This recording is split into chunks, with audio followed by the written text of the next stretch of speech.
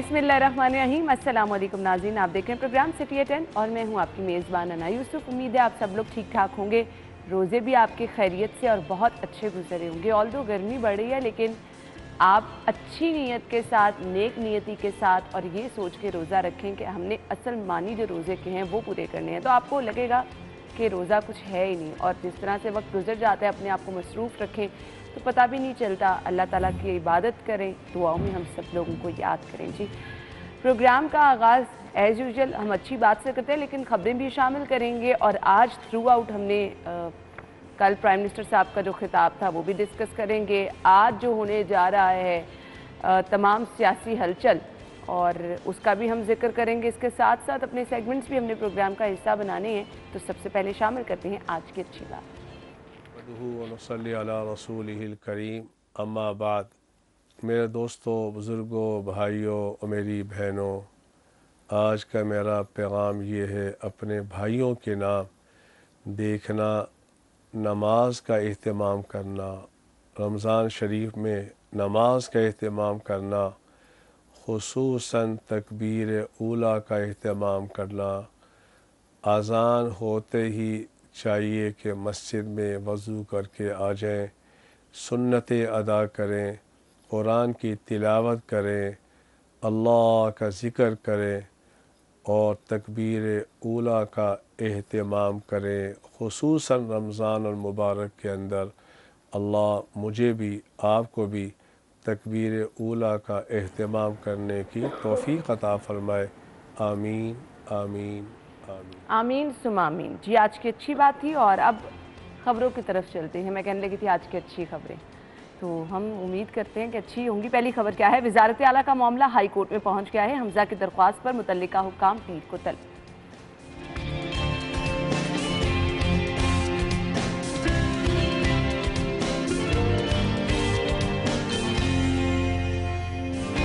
इमरान खान सियासी बहरान के जिम्मेदार, शहर में जगह जगह मुखालिफाना बैनर्स लग गए।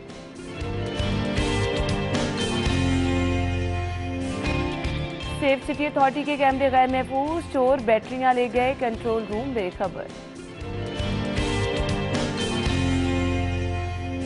और शहर में गैस बहरान, LNG ना आने पर प्रेशर डाउन।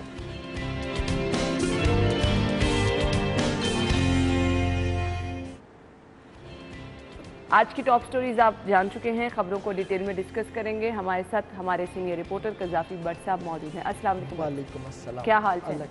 खासे खुश नज़र आ रहे हैं क्या? जो हालात मौजूद हैं इनसे खुश हैं, परेशान हैं, मैं वैसे हैरान हैं? रमज़ान मुबारक और इसमें तो ज़रा खुशी ज़रा दुबाला जो है ना वो हो जाती है रोज़ा रखने के बाद जो है ना, क्योंकि आप झूठ कम बोलते हैं। हाँ, आप झूठ कम बोलते हैं। हर कोई नहीं बट सब इस बात को फॉलो चले वो ना करे, लेकिन वो मैं इसलिए ज़्यादा खुश होता हूँ कि जो हमें ताने कुछ थोड़े से दोस्त मारते हैं ना, तो उनको कम से कम ये ख्याल होना चाहिए कि यार कोई रोज़ेदार बंदा है तो हर बंदा जिनसे ना वो हुकूमत के ओहदेदारों की तरह नहीं होता कि हर वक्त झूठ झूठ झूठ। कुछ लोग ऐसे भी होते हैं जो सच बोल रहे होते हैं लेकिन आपको वो झूठ लग रहा होता है। हाँ, वो एक फिजा ऐसी कायम हो जाती ना बट Exactly. कि आपको सभी लोग फिर एक जैसे लगते हैं। तो वो आप अभी थोड़ी देर पहले कहने लगी थी ना, मैं कहने लगी थी कि अच्छी खबर। हाँ। तो आवाम के लिए शायद ये अच्छी खबर थोड़ी देर तक आ जाए, अगर कोई और सरप्राइज ना। हाँ, मैं वही पूछने वाली थी, सरप्राइज होगा या नहीं। खैर 11 बजे हमने डिटेल में इस चीज़ को डिस्कस करना है कि आखिर होने क्या जा रहा है।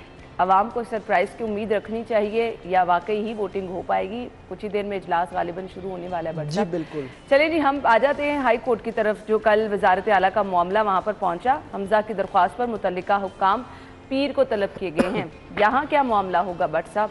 देखिए, अभी तक जो बज़ाहिर प्रोसीडिंग हुई है उसके अंदर तो खुद अदालत ये कह रही है कि बादियो नज़र में जो हालात व वाक़यात हैं वो आइन के ख़िलाफ़ है और ये वाकई आइन के ख़िलाफ़ किया है। जो आप कौमी असम्बली के अंदर देख लें, उसके ऊपर जो डिप्टी स्पीकर की रूलिंग थी वो बिल्कुल इसको, यानी कि आप ये देखें, कोर्ट ने नजरिया ज़रूरत को बिल्कुल दफन कर दिया, बिल्कुल ऐसे और आइन के ऊपर बात की। आइन के ऊपर बात पहले दिन से सब लोग कह रहे थे कि वो आइन के मुनाफी है। अब पंजाब के अंदर जो इकदाम उठाया गया ये भी बिल्कुल वाज़ेह चीज़ है कि आप आइन के मुनाफी गए हैं कि डिप्टी स्पीकर इजलास बुलवा रहा है और फिर आप डिप्टी स्पीकर को कह रहे हैं कि नहीं जी इजलास को आप कैंसिल करें। यानी कि एक वो बंदा जो आपकी अपनी पार्टी का है, बाहर से भी नहीं लाया गया, और दोस्त मिजारी साहब के प्राइम मिनिस्टर के साथ रिलेशनशिप बहुत कम लोग जानते हैं कि बहुत ही दोस्ताना, बहुत ही करीबी दोस्ताना। अच्छा, ये तो हमें भी नहीं पता था। बहुत अच्छे ताल्लुकात उनके दोस्त मिजारी के, और बड़ा टफ टाइम वो देते रहे हैं पंजाब असम्बली के अंदर। जब भी चौधरी परवेज़ इलाही साहब मौजूद नहीं होते थे, उनकी गैर मौजूदगी में जब भी उन्हें चेयर किया तो उन्होंने बड़ा टफ टाइम दिया अपोजिशन को। अब एक वो बंदा जो आपका डाई हार्ड रहा और आप उसी के ऊपर इल्ज़ामात लगा रहे हैं, फिर आप उसको रात के अंधेरे में बुला के कह रहे हैं कि जनाब आप इजलास जो है वो कैंसिल करें। गैर आइनी काम। आप एक तरफ ये हुकूमत आइन की बात करती कि जी हम आइन और कानून की बात, वो तो आइन की पासदारी कितनी हुकूमत को है, सभी लोगों पर जो है वो आया हो गया। बट साहब इसमें आपको ढकी छुपी बात ही नहीं। साबिक सदर जो एक कहते थे कि मैं बड़ा किसी से डरता वरता नहीं हूँ, वो चले गए। चले उनकी तो बात समझ आती थी ना कि उन्होंने जो कुछ आइन के साथ किया वो अल-ऐलान ओपन होके किया। इन्होंने आइन के नाम के ऊपर क्या खिलवाड़ किया, कौमी में भी किया और सूबे में भी किया। अब क्या सारी चीज़ों के फैसले अदालतें करेंगी? यानी कि आप आहिनी बहरान जो है, अगर आपको याद हो तो मैं हाजी साहब के साथ जब लास्ट टाइम बैठा था तो मैंने ये बात की थी कि हुकूमत आइनी बहरान लाना चाह रही है कि एमरजेंसी की सिचुएशन क्रिएट हो और उसके अंदर जो है सारा कुछ मलिया मेट कर दिया गया, और ये वही उसी की तरफ ले जाया जा रहा है। पूरी कोशिश की जा रही है कि गवर्नर राज जो है वो अना लगा दिया जाए।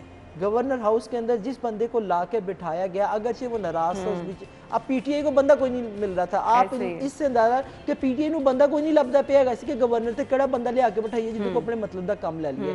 इस वक्त गवर्नर हाउस के अंदर जितनी, मैं साजिश तो नहीं कहूँगा, हो सकता है वो माइंड ही कर दिए, जितने ताने बाने है ना एमरजेंसी लगाने के, ये वहाँ पे बैठ के जो है ना वो किए जा रहे हैं, और शायद सिग्नेचर भी हो चुके हों। अच्छा, सिग्नेचर भी हो चुके। आप इंटरव्यू बैठ के कर रहे हैं, आप हर बंदे को तो ऑफर करते फिर रहे हैं कि तू लग जा आईजी, तू आ जा चीफ सेक्रेटरी लग जा, यानी ये तबादले फिर एक दफा से हो जाएंगे। देखिए ना, समरी तो मूव कर दिया, अब अगली खबर तो उसी के ऊपर आप आएंगी। अब हाई कोर्ट के अंदर जो मामला गया, मैं तो ये समझता हूँ कि शायद उससे पहले ही शायद सिचुएशन वाजी हो जाए। आज के दिन में बहुत सारी चीजें, आज तो खैर नजरें सारी कौमी असम्बली की तरफ है ना। अगर वहाँ पे चीज वाजी होगी तो यहाँ पे भी। अब देखिए हमजा के पास, हमजा ने जो 2 दिन पहले शो किया 200 अरकान असेंबली जो है उन्होंने शो कर दिया उन्होंने, और दावा भी किया है। कल ख्वाजा सलमान रफीक साहब ने कहा है कि हम जी इससे ज्यादा का दावा भी कर सकते हैं, बिल्कुल इस चीज पर हम कंफर्म है। बिल्कुल वो कर सकते हैं। ये तो वो 200 वो है ना कि जो ओपन हो गए। अब 200 के पीछे भी अब आपको ये भी बताऊं, चीना ग्रुप की नेगोशिएशन चल रही है। हाँ जी, वो हमने सुना है कि जी बातचीत हो रही है और उन्होंने थोड़ा सा वक्त मांगा है, वक्त मांगा। वो मेरे जराये के मुताबिक टिल्ट कौन सा वो हमजा की तरह। डूबती कश्ती का कौन सवार बनता है? अब मुझे पता है, डूबती कश्ती के अंदर कौन सवार होगा? मैं तो नहीं सवार होऊंगा। तो यही काम चीना ग्रुप भी करेगा। वो अल्टीमेट जाएगा, उनको वजारतों की ऑफर होगी। उनकी पहले उनकी वजारत के साथ भी यही इशू था, उनको वजारतें कह के भी नहीं दी गई। एक वजारत उनको मिल, यहाँ पे 2 वजारतें मिल रही हैं। सर, हर बंदा अपने बारे में सोचता है, अपने ग्रुप के बारे में सोचता है। वो अलग बात है आप कौम का नाम लेके कहें जी कि हम कौम के बारे में सोच रहे हैं। कसम खुदा की, मुझे तो वो पहले दिन से पीटीआई वालों को माफ़ी देना, मैंने पता बढ़िया गाला पैन गया। मुझे प्राइम मिनिस्टर के ऊपर तरस आ रहा है। हाँ, तरस आ रहा है। तो आप पहले हम सीएम साहब के लिए वो मासूम सा वर्ड यूज करते थे, अब तो हमें प्राइम मिनिस्टर साहब बड़े मासूम। आप कल की स्पीच निकाल के देख लें, वो रो पड़ा। हाँ, रो पड़ा। अब नहीं, दिल बर्दाश्ता, इंतहाई दिल बर्दाश्ता। यानी कि भाई क्यों हुआ दिल बर्दाश्ता? आप ना इस तरह के इकदाम करें। भाई एक बंदा, अब जब आपकी खुद अपने अल्फाज हैं कि अगर मेरे अरकान असेंबली को मुझ पर एतमाद नहीं है, आए असेंबली के अंदर आए, आके कह दें प्राइम मिनिस्टर साहब एतमाद नहीं है, मैं छोड़ दूंगा सीट। तो भाई वो तो कर चुके थे, छोड़े सीट। बिल्कुल ऐसे ही है। सीट के साथ चिमटने का क्या तो बिल्कुल। सर, ये जो सीट है ना, ये वो वाली कुर्सी, बट साहब ज्यादा जो है सर, कुर्सी जो है ना, कुर्सी के लिए अचकन सिलनी है। लेकिन अचकन तो वो कह रहे हैं कि शहबाज शरीफ साहब को पहनने का मौका ही नहीं मिलेगा। अब यहाँ से मुझे कुछ सरप्राइज लगता है। कोशिश तो पूरी है। अगर आप सारे रिजाइन दे जाएंगे असेंबली के अंदर, तो ऑब्वियसली फिर कैसे क्या करेंगे आप? हाँ। गवर्नर राज लगाने की पूरी तैयारी है, पूरी तैयारी है। आप इमरजेंसी देखें, आपका वफाकी मिनिस्टर वो हर चीज कहता है मैं पहले कहा था, मैंने ये भी कहा था ये भी कर दो, गवर्नर राज लगा दो, मैंने ये कहा था रिजाइन दे दो, और जेड़े रिजाइन तुसी लैना है तुसी ते आप दे के जा रहे हो रिजाइन, आप खुद मैदान छोड़ रहे हैं, आप खुद मैदान छोड़ रहे हैं, बल्कि छोड़ गए हैं, विकेटें भी उखाड़ दी, पिच भी खराब कर दी आपने, शायकीन भी घरों को चले गए अपने अपने, आप फिर कह रहे हैं कि नहीं जी मैं तो आखिरी बॉल तक फाइट करूंगा। और केड़ी बॉल, केड़ी पिच, कौन सी विकेट, कहाँ पे फाइट करेंगे आप? भाई अवाम अदम एतमाद कर चुके हैं। ये पंजाब का फैसला भी मैं आपको ये बताऊं, अगर इमरजेंसी ना लगी तो ये हमजा के हक में जाएगा। मेरी जो जाती राय है, कोर्ट का मैं नहीं कह सकता, देखिए कोर्ट के अंदर केस है, लेकिन मेरी जाती राय के अंदर सारा इकदाम आइन से मावरा है। डिप्टी स्पीकर राइट पर है, उसने सही इजलास बुलवाया। देखिए आप खुद सुप्रीम कोर्ट के अंदर खड़े होकर अटॉर्नी जनरल की कल इजलास होगा और कल वोटिंग होगी, मैं नहीं कह रहा हूँ, आपके अटॉर्नी जनरल ने तो उसने उसकी रोशनी में इजलास बुलवाया, गैर आईनी कहाँ से होगा? बिल्कुल ऐसे ही है, गैर आईनी तो नहीं है, बिल्कुल नहीं। और मेरा ख्याल है कि हाई कोर्ट का फैसला हमजा के हक में जाएगा। और सियासत वैसे ही मुझे तो इधर भी तरस आता है कि यार अच्छी वाली हाथ में आई चीज आपने खुद छोड़ दी है। भाई आपको एक बंदे ने ऑफर की, आपकी हमदर्दियां जाती जा रही हैं प्राइम मिनिस्टर साहब के साथ, मुझे तरस आ रहा है स्पीच के बाद ऐसा लग रहा है। हालांकि मैं तरस खाने वाला कौन होता हूँ, मेरे तरस खाने से उस बेचारे के ऊपर कोई फर्क नहीं पड़ेगा, लेकिन फिर भी मुझे स्पीच देख के और इधर पंजाब के हालात देख के, इन बड़ों के हालात देख के कसम खुदा की तरस आ रहा है कि यार ये क्या लोग हैं, क्या लोग हैं ये। चलें आज कुछ सिचुएशन वाज़ेह हो जाएगी, उम्मीद है कि कोई सरप्राइज ऐसा नहीं मिलेगा।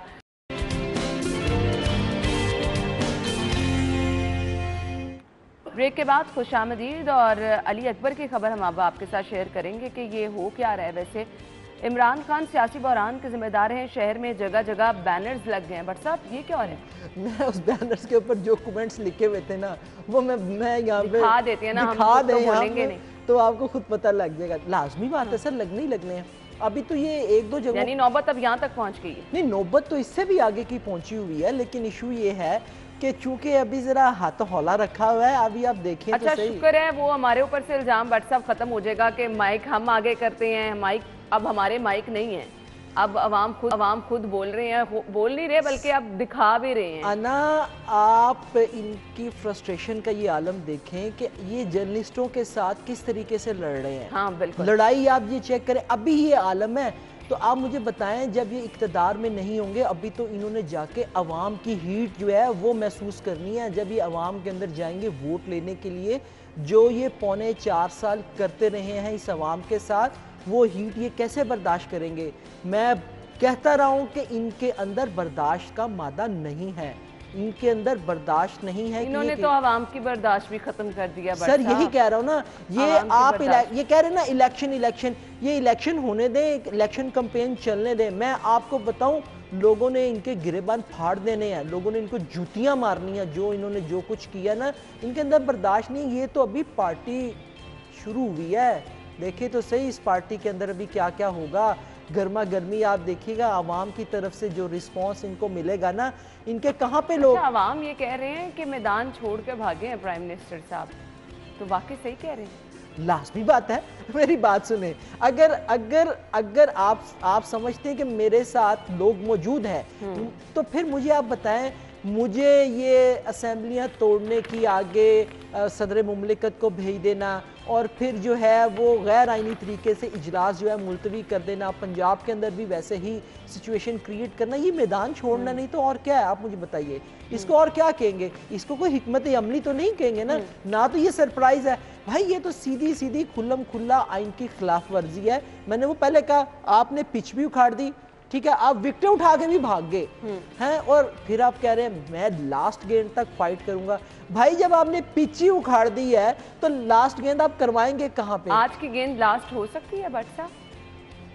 लास्ट तो इनकी हो चुकी है। हुन अगर तुम ढीठ बन के बैठे रहो हैं, और दूसरा लफ्ज नहीं कहूंगा मैं, ढीठ बन के बैठे रहो, तो मुझे आप बताएं उसके बाद क्या बाकी रह जाता है? बिल्कुल ऐसे ही है। इनके अपने बंदे इनको छोड़ गए ना। अब मैं मरकज में, मैं पंजाब में नाम लेता हूँ, नज़ीर चौहान चला गया, आपका डिप्टी स्पीकर चला गया, अलीम खान साहब, यानी कि पार्टी को बड़े लोग थे, सबसे यानी कि पार्टी के दो ही बड़े लोग, दो ही बड़े नाम थे जिन्होंने पैसा भी खर्चा, अपना टाइम भी दिया, अपना बिजनेस भी तबाह किया, और सारा कुछ प्रोमिनेंट किया। रहे, सबसे ज्यादा प्रोमिनेंट ये लोग रहे, सबसे ज्यादा। वो सही कहते हैं खान साहब, अलीम खान साहब सही कहते हैं कि मुझे मत छेड़ना, अगर करोगे तो चौधरी सरवर ले ले आप। हाँ, चौधरी सरवर, बिल्कुल आपने कितना बड़ा नाम है जिसने आपकी बैनुल अक़वामी सतह पर जाके आपके लिए राह हमवार की, ठीक है ना। और आपने उसी के खिलाफ रात के अंधेरे में, उन्होंने सही कहा, उन्होंने कहा जी मेरे से रात के अंधेरे में इन्होंने साइन लिए, मेरे साथ ठीक हुआ, उनको उसी वक्त इंसाफ मिल गया। देखे ना, इंसाफ वाली पार्टी है ना, जबरदस्ती किसी साइन लेते हैं, उन्होंने रात में सेक करता है, चल भाई बाहर निकल। और ये वो नाम है जो इनको छोड़ गए हैं। अब मुझे बताएं उसके बाद आप क्या तवक्को रखते हैं? अब अगर आपकी पार्टी जो है शहबाज गिल साहब, जुल्फी बुखारी साहब, बाबर अवान साहब लोग चलाएंगे, यानी कि जिनका इस पार्टी के अंदर खून ही शामिल नहीं है, इन लोगों का पार्टी के अंदर कोई कंट्रीब्यूशन नहीं है। क्या कंट्रीब्यूशन है? जुल्फी बुखारी साहब तो प्राइम मिनिस्टर के सिर्फ दोस्त थे, हैं। बाबर अवान साहब भी मुस्तार लेके इस पार्टी के अंदर आए क्योंकि उनको वहां पे जगह नहीं मिली। उनका जो पीपल्स पार्टी के अंदर रोल रहा वो भी सबको मालूम है। शहबाज गिल साहब क्या क्राइटेरिया है? ये वो साहब हैं कि वो नईम साहब थे पीएम साहब के, जो इससे पहले एडवाइज़र थे, अल्लाह पाक उनको करवट जन्नत नसीब करे। आपने उनके मरने का इंतजार भी नहीं किया तो आपने उनको उठा के बाहर फेंक दिया और बनी गाला के अंदर उनके कमरे के ऊपर कब्जा कर लिया। इन लोगों का पार्टी के अंदर क्या कंट्रीब्यूशन है? कंट्रीब्यूशन तो अलीम खान का है, जहांगीर तरीन का है, ठीक है जी, ओन चौधरी का है, बुनियाद रखने वाले ये लोग हैं, चौधरी सरवर का है, ये जो बाकी लोग आप देख लें, ये इन लोगों का है। आपने उन लोगों को दोस्त मिजारी का, आपने इन सबको उठा के बाहर फेंक दिया, तो लास्ट के कौन सी फाइट करेंगे भाई? आपके तो अपने प्लेयर आपके साथ नहीं है, आपके अपने प्लेयर आपको अब मेरे ख्याल से फाइट करनी भी नहीं चाहिए बट साहब, अब वक्त नहीं है फाइट करने का, अब सब चीजें अयां हैं। अब मेरे ख्याल से फाइट करके एक बार फिर से बड़ी नाकामी अपनी शो करने देखिए सर, मैंने पहले भी की, मैं दोबारा ये रिपीट करता हूँ सर। आप कहते हैं जी, शहबाज शरीफ साहब कह रहे हैं कि बैगर्स जो से हैं वो चूजर्स नहीं है। भाई बैगर्स तो आप थे। सबसे ज्यादा कर्जे किस गवर्नमेंट ने लिए? सबसे ज्यादा कर्जे आपने लिए। कर्जे लगे कहाँ पे ये भी नहीं पता, अवाम के ऊपर लगे होते। एक चीज नजर आती है तो ये भी नहीं पता चला कर्जे लिए कब गए कहाँ पर, बस किधर, हमें किसकी ये पता जेब है में कि गए, अवाम की जेबों से पैसे जरूर अवाम की जेब। अच्छा, आप कहते हैं जी ड्रोन हमले, भाई ड्रोन हमले तो आप कहने से पहले खत्म हो गए थे। किसने खत्म किए? पाक फौज ने खत्म करवाए। आपकी निगोशिएशन हो गई, दो मुल्कों के दरमियान मुआहदा हो गया, आप कहाँ पे स्टैंड करते हैं? आपने कैसे खत्म करवा लिए? सारी चीजें आप ये कह के करना कि जनाब असी कीता ते बाकी की है झक मारना है सन। बाकियों ने क्या किया है? कुछ भी नहीं किया। दे आप खामखा की दूसरों के जितने प्रोजेक्ट पंजाब के अंदर जितने प्रोजेक्ट थे, अभी रामी साहब हमें आज ज्वाइन करेंगे तो वो उनसे आप पूछेगा जितने प्रोजेक्ट थे है सब के सब पिछली गवर्नमेंट के आपने अपने नाम के ठप्पे लगवाए हैं उसके ऊपर। क्या ऐसा है कि नहीं है? आपका अपना कौन सा प्रोजेक्ट है जो आपने शुरू किए वो भी नामुकम्मल है अभी तक?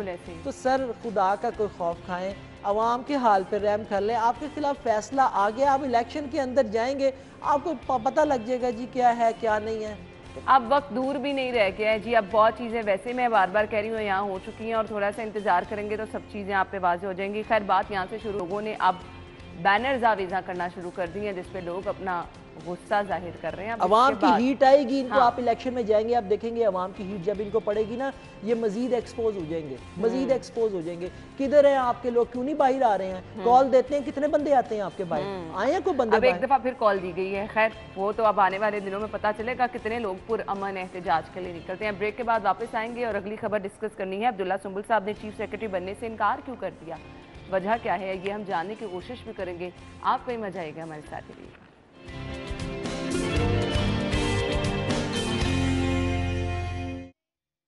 वेलकम बैक नाज़रीन। अगली खबर हमने डिस्कस करनी है, लेकिन अगली खबर पर जाने से पहले मैं आपको बता दूं बट साहब तो हमारे साथ मौजूद ही थे। अली रामे भी हमें ज्वाइन कर चुके हैं। अस्सलाम वालेकुम अली, क्या हाल चले आप? अल्हम्दुलिल्लाह, शुक्र। अच्छा जी, अब अली की खबर है और अली कुछ लेट हो गए थे तो इसलिए हमने खबर भी होल्ड कर दी थी कि अली आ जाए तो फिर हम अली से खबर स्टार्ट कर लेंगे जी। अब्दुल्ला सुंबल ने चीफ सेक्रेटरी बनने से इनकार कर दिया। ताहिर खुर्शीद और यूसुफ नसीम खोखर का नाम भी फहरिस्त में शामिल है।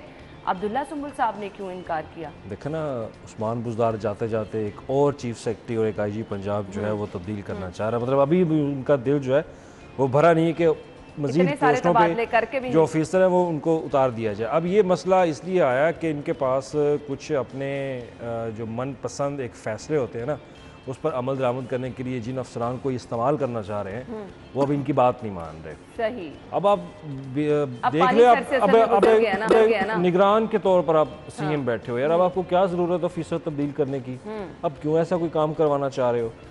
तो गवर्नर हाउस में मीटिंग होती है, उसके बाद प्लान बनता है कि चीफ सेक्रेटरी और आईजी पंजाब को जो है वो रिमूव कर दिया जाए यहाँ से, नए चीफ सेक्रेटरी और आईजी पंजाब का जो है वो उनकी तैनाती की जाए। तो उसमें मतलब अपनी रिवायत नहीं छोड़नी, वो जो रिवायत नहीं छोड़नी, ना हमने कोई काम करना है, ना हम किसी ऑफिसर को 3 साल का टाइम जो है वो देंगे कि वो सुकून से बैठ के अपना काम कर सके। जो हमारी मनपसंद के मुताबिक, हमारी मंशा के मुताबिक काम नहीं करेगा, हम तो उसको भी उतार देंगे। यही इस गवर्नमेंट का वतीरा रहा है। अब इसमें अब्दुल्ला खान सुंबल का नाम भी शामिल था, ताहिर खुर्शीद उर्फ टीके जिनका नाम बहुत मशहूर है और वज़ीर आला पंजाब के बहुत करीबी भी समझे जाते हैं, और यहाँ पे प्रिंसिपल सेक्रेटरी जो सीएम भी रहे हैं, और उसके बाद यूसुफ नसीम खोखर जो कि काफ लीग के करीब बहुत ज़्यादा उनको समझा जाता है। तो इनके नाम थे कि एस्टेब्लिशमेंट डिवीज़न के इनके नाम भेज के किसी एक को चीफ सेक्रेटरी तैनात जो है वो किया जाए। तो कल रात मालूम ये हुआ कि अब्दुल्ला सुंबल ने तो इनकार कर दिया। उसने कहा जी मैं तो चीफ सेक्रेटरी की पोस्ट के लिए अभी नहीं राजी, मैं तो नहीं बन सकता। अब सिचुएशन ऐसी है, इससे अंदाजा लगा रहे हैं कि कोई ना कोई इस तरह का काम है। क्या रिस्पांसिबिलिटी से डर रहे हैं या जो काम करवाया रिस्पांसिबिलिटी जो काम करवाया जाना है ना, जो काम करवाया जाना है उसकी बुनियाद पर उन्होंने कहा होगा कि भाई मैं अभी नहीं आ सकता चीफ सेक्रेटरी पंजाब, वरना चीफ सेक्रेटरी पंजाब बहुत बड़ी पोस्ट है। अब इन ऑफिसर्स को पता चल गया कि यार ये कौन सा ऐसा काम करवाना चाहते हैं जो कि बिल्कुल कानून से हट के है, तो उस पर उन्होंने इनकार कर देने कि मैं ये ऑफर कबूल नहीं करूंगा आपके। तो अब उसके बाद 2 नाम है, यूसुफ नसीम खोखर है या ताहिर खुर्शीद है, लेकिन उसमें ज़्यादा मजबूत उम्मीदवार अना टीके जो ताहिर खुर्शीद हैं उनका नाम ज़्यादा लिया जा रहा है कि वो आ सकते हैं और वो उस्मान बुज़दार के मनपसंद फैसलों पर अमल दरामद भी करेंगे। पहले भी अगर वो वफाक में बैठे भी हैं ना, तो उस्मान बुज़दार की किचन कैबिनेट का हिस्सा वो अब भी हैं। अच्छा, वो अब भी किचन कैबिनेट का हिस्सा है। मुख्तलिफ इस तरह के जो फैसले उनसे पूछ के, उनसे मशावरत करने के बाद वो फैसले यहाँ पर पंजाब में लिए जाते हैं। अच्छा बट साहब, वक्त बड़ा कम रह गया, अब कौन से फैसले मनवाने का इनके पास, कौन से ऐसे फैसले हैं जिनको मनवाना है इन्होंने जाते जाते? यहाँ तो अली बताना नहीं चाह रहा अंदर की खबर, अली के पास अंदर की बहुत खबर होती है। मैं अली का बड़ा जो है ना फैन हूँ ऑनेस्टली, इसके पास अंदर की पता नहीं ये बताना नहीं चाह रहे हैं या वो कह रहे होंगे अली हमारी खबर ना किलो बुलेटिन में। हाँ हो सकता है ये 12 बजे के अंदर शायद ये बम फोड़ दे उसका, तो नहीं मैं बता ऑनेस्टली अली के पास बाकी बहुत अंदर की खबर होती है। मेरा इस हवाले से मैं आपको बताऊँ, जो एक प्लान हो रहा है ना, जो मैं बार बार कह रहा हूँ पंजाब के अंदर गवर्नर राज, इन लोगों को इसलिए लाना चाह रहे हैं कि गवर्नर राज अगर लगता है या कोई ऐसी सिचुएशन क्रिएट होती है तो आपके कलीदी ओहदों के ऊपर बैठे हुए जो लोग हैं वो आपके अपने हों। हाँ, आपको सपोर्ट करते हैं। आप अपने जितने भी अहकामात हों, जितने भी चीज़ें हों, वो इनसे इम्प्लीमेंट करवा सकें। अब जो इस वक्त मौजूदा बैठे हुए हैं उनसे आप नहीं करवा पा रहे हैं। आपको शायद उनकी लॉयल्टी पे भी अभी शक है कि अगर गवर्नर राज या कोई और एमरजेंसी की सिचुएशन पंजाब के अंदर लगती है तो शायद ये उसके ऊपर इम्प्लीमेंट ना करें। तो इस वजह से ये वो टीम लाना चाह रहे हैं कि अगर ऐसी सूरत हाल पैदा होती है तो हम इन लोगों से वो तमाम काम करवा सकें कि हम के ये कर दो। लेकिन अब जो लोग जिनको ये तैनात करना चाह रहे हैं उनको भी पता है कि अगर इनकी मानी तो हमारे अपने गले पड़ जाएंगे। जो बैठे हुए हैं काम है ना, कोई गैर कानूनी काम है तो वो करने जा रहे हैं, जो बैठे हुए हैं उनको ऑफिसर इनकार भी कर रहे हैं। जो बैठे हुए हैं इसलिए जो नए लोगों का, इसके अंदर अभी एक और नाम है जो मैं अली के साथ डिस्कस कर, बाबर हयात तारड़ साहब। अच्छा, जिनको कल गवर्नर हाउस बुलवाया गया, उनसे भी बात की गई। Most senior officer. यस, और इस चीफ सेक्रेटरी से पहले जो 3-4 नाम थे उनके अंदर बाबर हयात तारड़ का, अगर मैं गलत नहीं हूँ तो उनका नाम भी उसके अंदर गया, उनको नहीं लगाया गया, इनको ले आया गया। तो उनसे भी कहा गया भाईजान तुसी कोई, अब वही वाली बात, डूबती कश्ती का कौन सवार बनेगा इस सिचुएशन के अंदर? डूबती हुई कश्ती के अंदर कोई भी नहीं जाएगा और ना अपने ऊपर कोई इस तरह का ठप्पा लगवाएगा, क्योंकि इन लोगों ने आगे अभी सर्विस करनी है। बट साहब सिंपल सी बात है, 3 सालों में मुल्क का कुछ किया नहीं और जाते जाते मुल्क का मजीद बैठा दिया इन लोगों ने। जी बिल्कुल ठीक है। अगर आपसे इक़्तिदार लिया जा रहा है, अगर आप एक आईनी हैसियत से आप अपना ऐवान में अपनी जो अक्सरियत है वो खो चुके हैं, तो खुदारा आप ऐवान खाली कर दें, किसी और को नया कायदेवान मुख्तलिफ होने दें। तैयार नहीं ना अली, अभी तक वो जो डॉलर आपका कहाँ पे पहुंच गया, स्टॉक मार्केट आपकी मंदी हो रही है, और शुक्र है कि सुप्रीम कोर्ट के फैसले से कुछ चीज़ें बड़ी मुस्बत खबरें निकलना शुरू हुई हैं। और कल भी आप स्पीच में आके कह रहे कि मैं अचकन नहीं पहने दूंगा। भाई अचकन से क्या मसला है आपको? आप कम से कम उनको इक़्तिदार तो दें, अब उनको 6-7 महीने दें, ओपोजिशन में जाके बैठ जाएं, ओपोजिशन में बैठ के उनको चेक करें, आप अवाम में निकल जाए, ज्यादा खतरनाक होगा भाई निकले, आप अवाम में निकले, आप लोगों को अपना बयानिया बताएं कि भाई देखे मेरे जो लोग हैं MP MNA उनको खरीद के मेरी हुकूमत खत्म कर दी गई। आप इस बयानिए से बाहर निकले ना, आप लेटर का सहारा लेकर लोगों को ये बता रहे हैं कि ये लोग गद्दार हैं। अब अवाम में निकलेंगे तो अवाम आपको बताएगी कि गद्दार कौन है। आपने यार सिंपल माजूर चाहता हूँ बट साहब, लोगों को ना पेट्रोल सस्ता चाहिए और पेट पूजा के लिए खाना सस्ता चाहिए। अगर उनको ये चीज़ नहीं मिलेगी ना तो वो ये खान साहब का जो जितना भी बयानी है वो इसके ऊपर नहीं आएंगे, सवाए जो इनके अपने वर्कर्स हैं, इसके अलावा कोई भी नहीं आएगा। आप लोगों में निकले, लोगों की खातर निकलो। आप अना को अपना मसला बनाकर इक़्तिदार नहीं आप छोड़े। अब तो सुप्रीम कोर्ट ने हुक्म दे दिया, एहतजाज की कॉल दे दी गई बाय द वे अली। अब तो हैरानी की बात है कि आप रमजान के अंदर ईशा के बाद आप कह रहे हैं कि जी एहतजाज करें, मतलब लोग नमाज ना पढ़े, नमाज ना पढ़े, इनके एहतजाज में आके शामिल हो जाए। ये मेरी गलत हुकूमत गिरा दी गई है। आप जो बात कर रहे हैं लेटर का सहारा, मैं इसके ऊपर भी थोड़ा सा एक कमेंट करना चाहूँगा। देखिए अगला जो इलेक्शन होना है वो इलेक्शन तहरीके इंसाफ जो है वो नया पाकिस्तान के नाम के ऊपर नहीं लड़ सकती है, नहीं लड़ेगी, वो नहीं लड़ेगी। अब इनको नए इलेक्शन के लिए कोई स्लोगन चाहिए, किसके ऊपर जाएंगे? ये उस लेटर का सहारा लेके मैदान के अंदर कि देखें जी अमेरिका ने, एक गैर मुल्क ने मुदाखलत करके हमारी हुकूमत ख़त्म कर दी। ये अमेरिका के नाम के ऊपर इलेक्शन लड़ेंगे कि हमारी हुकूमत बाहर के मुल्कों ने। अच्छा, जो इनके बयानिए के खिलाफ है, यानी कि आप समेत, मेरे समेत, अली समेत और यहाँ पे बैठे हुए वो सारे के सारे गद्दार हैं। बिल्कुल, हम सारे के सारे गद्दार हैं, सारे के सारे, क्योंकि हम इनके ऊपर तनकीद कर रहे हैं। अगला इलेक्शन PTI का स्लोगन होगा अमेरिका के खिलाफ, अमेरिका के नाम के ऊपर ये जाके वोट मांगेंगे। अब कोई बात भी नहीं ना बची व्हाट्सएप स्लोगन बनाने के लिए। वो जो इतने बड़े नारे लगाए थे, साफ शफाफ तहरीक इंसाफ और आपने पता नहीं क्या क्या आवाम को। मैं तो इंतजार कर रहा था 1 करोड़ नौकरियां आएंगी, 50 लाख घर आएंगे, लग जाएगा कुछ। वो बस 3 सालों में बस वही नारे हमें मिले। और PTI दा बीट रिपोर्टर रहेगा शायद। मैं अगर आप कुछ कर नहीं सकते तो खुदा रहा कम से कम आप नारे तो ना लगाओ यार, इतने दावे तो ना करो यार, इतना जज्बात आप जो आगे। मुझे जज्बात में इसलिए व्हाट्सएप आ रहा हूँ कि मेरे मुल्क का जो है ना वो सत्यानाश कर दिए लोगों ने यार। बिल्कुल सही कह रहे हैं, आप नई इक़्तिदार में आ रहे, ठीक है छोड़ दो, आप दूसरी हुकूमत को आने के 6-7 महीने में काम करें। सुबह से शाम तक मेहनत करनी है और उस मेहनत के बाद हलाल की कमाई वाले का ना, हलाल की जो कमाई वाला बंदा है उसको ये मसला है। बिल्कुल है, अली रामे उसको ये इशू है। अली रामे साहब, मुझे मालूम है, मैं एक लोअर मिडिल क्लासी हूँ, आप भी लोअर मिडिल क्लासी, शायद इससे भी कोई नीचे का। हमें पता है हम सैलरी पर्सन है, हमने तनख्वाह के अंदर, यानी कि अगर मेरा तनख्वाह के अंदर 50,000 के अंदर गुजारा नहीं हो रहा, मैं तो बार बार यही कहता हूँ कि जो एक रेडी बान है उसका गुजारा कैसे हो रहा होगा।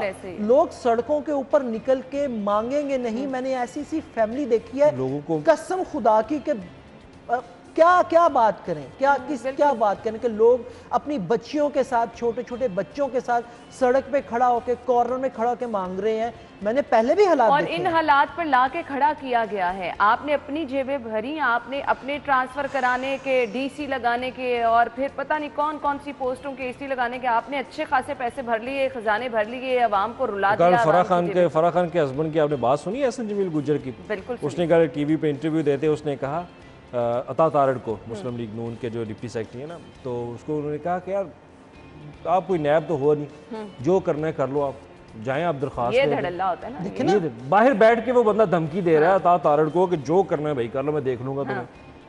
19 गाड़ियाँ, जी हाँ बिल्कुल हमारे पास 19 गाड़ियाँ हमारी जायदाद है जी, हमारे 3 सालों में बढ़ी है क्योंकि हम लोग जिम्मेदार हैं, हमारा रियल स्टेट का काम है। उतरले से वो पता चल रहा है कि यार से पहले कहाँ थे, इन्हीं की बड़ी है। साड़ी तो गड्डियां भी बिक गई ने, आज तो पैदल हो गए हैं, यानी कि इन्हीं की बड़ी है। अच्छा, मजेदारी वाली बात देखें, इस हुकूमत ने अपोजिशन के ऊपर सारे इल्जामात लगाए। मैं कहता हूँ अपोजिशन के ऊपर इल्जामात बिल्कुल सच होंगे, बिल्कुल दुरुस्त होंगे, मैं इसमें कोई दो राय नहीं। ठीक है अली, बिल्कुल बिल्कुल। गवर्नमेंट आपकी, मैंने पहले भी कहा था, गवर्नमेंट आपकी, अदलिये की सपोर्ट आपकी, इदारों की सपोर्ट आपकी, इंतजामिया आपके साथ, लोग आपके साथ, पांचों के पांचों लोग आपके साथ हैं। आप एक पाई की करप्शन उनके ऊपर साबित नहीं कर सकते। एक पाई की करप्शन मुझे आप बताएं कि अगर मैंने करप्शन की है तो भाई फिर साबित करो ना। शहबाज शरीफ साहब तो पहले दिन से ये चीज कहते रहे हैं और अब तक करप्शन साबित उस तरह से आप नहीं कर सके। बातें आपने बहुत सारी की, लेकिन अब अगर अली आगे नए जो केसेस खुलेंगे पता चलेगा करप्शन किसने बहुत ज़्यादा किया है। केसेस खुलेंगे, फाइलें जो हैं वो खुल रही हैं। कल तारा ने भी बाकायदा खुद कहा कि हमारे पास तमाम लोगों के रिकॉर्ड मौजूद हैं।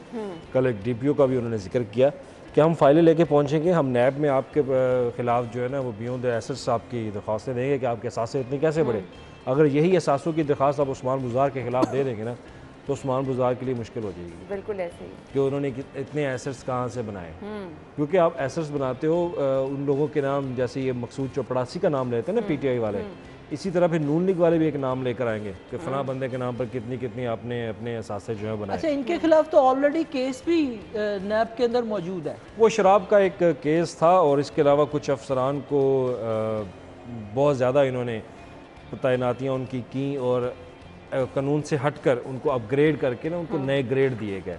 तो ये तौंसा शरीफ में और DG खान में बहुत ऐसा कुछ हुआ और बहुत केसेस सामने भी आए और नैब में उनके खिलाफ इस तरह की दरखास्तें भी जमा हो चुकी हैं और मेरी इतला के मुताबिक अब मज़ीद 1-2 केसेस हैं उस पर इनके खिलाफ दरखास्तें आने वाली उस्मान बुज़दार के खिलाफ और उनसे पूछा जाएगा कि जनाब आपने ये एहसासे और आपने वो जो 2 डिफरेंट काम किए वो कैसे किए। पूछगछ चली होगी, अब हमें सिर्फ इंतजार करना है कि किस मामले पर होगी। आप उस चीज़ को नज़र रखें कि जब शहबाज शरीफ को नैब के अंदर गिरफ्तार किया गया, राना सनाउल्लाह को सलाखों के पीछे छोड़ा गया, ख्वाजा साद रफ़ीक, ख्वाजा सलमान रफ़ीक को गिरफ्तार किया, आपको छोड़ेंगे? लेकिन अपोजिशन कायदे खिलाफ शहबाज शरीफ साहब की मुझे एक बात बहुत अच्छी लगी, जब उन्होंने सुप्रीम कोर्ट का फैसला आया ना तो उन्होंने एक चीज़ कहा, उन्होंने कहा यार हमारी डिक्शनरी में ना इंतकाम का लफ्ज़ नहीं है, मुझे कुछ पॉजिटिव वेज आए। मैंने कहा यार ये बंदा ये सही कह रहा है कि मैं इंतकाम नहीं लेना चाहता, मैं मुल्क के लिए आ रहा हूँ। इन्होंने तो कहा था हम आए इंतकाम के लिए, हम तो आए एहतसाब के लिए, आवाम के लिए तो आप आए नहीं। और ये तो ये भी कह रहे हैं ना कि ऑपोजिशन में जाके मजीद खतरनाक हो जाएंगे, यानी वहाँ पे भी इन्होंने इंतकाम वाला सिलसिला खैर जारी रखना है। बयानिया बना कर आए और लेटर गेट को ना उसका सहारा लेना छोड़ दें। जो 3 सालों में किया वो लेकर निकले आप। हेल्थ कार्ड आपका प्रोजेक्ट अच्छा है, लेके निकले ना निकले, आवाम इनसे जरूर पूछेगी, आवाम पूछेगी, आवाम पूछेगी, आवाम पूछेगी जरूर। बिल्कुल ऐसे। हमने ब्रेक की तरफ जाना है, ब्रेक के बाद अगली खबर डिस्कस करेंगे। आप पे मजा आएगा, हमारे साथ ही रहेगा।